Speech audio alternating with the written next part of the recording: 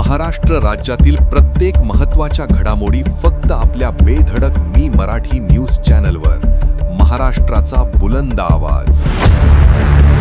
शहादात दारू तस्करांचे धाबे दणाणले, 60 लाखांचा मुद्देमाल जप्त. नवनियुक्त जिल्हा पोलीस अधीक्षक अश्विनी सानप यांच्या मार्गदर्शनाखाली शहादा पोलिसांनी एका मोठ्या कारवाईत गुजरातमध्ये अवैध मार्गाने नेला जाणारा तब्बल 60 लाख रुपये किमतीचा मद्यसाठा जप्त केला आहे.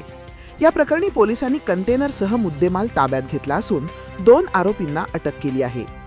मिळालेल्या माहितीनुसार शहादा शहरातून एका कंटेनरद्वारे मोठ्या प्रमाणात बेकायदेशीर दारूची तस्करी गुजरात राज्यात केली जाणार असल्याची गोपनीय माहिती पोलीस प्रशासनाला मिळाली होती. या माहितीच्या आधारे शनिवारी 2 मे रोजी दुपारी 4 वाजेच्या सुमारास पोलीस निरीक्षक हेमंत पाटील व त्यांच्या पथकाने शिरूड चौफुली परिसरात साध्या गणवेशात सापळा रचला. दुपारी 4:30 ते 5 वाजेच्या दरम्यान संशयित कंटेनर क्रमांक RJ 27 GE 9527 येताना दिसताच पोलिसांनी तो थांबवून तपासणी केली. यावेळी कंटेनरमध्ये विनापरवाना व अवैधरित्या नेला जाणारा मोठ्या प्रमाणातील मद्यसाठा आढळून आला. पोलिसांनी मद्य आणि वाहन असा एकूण 60 लाखांचा मुद्देमाल जप्त केला आहे.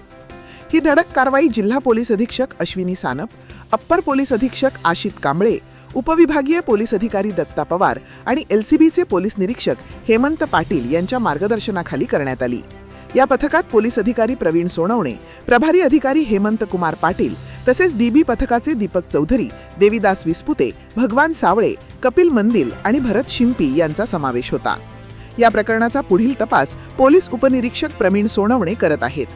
बेधडक मी मराठी न्यूजसाठी सुमित गिरासे, शहादा.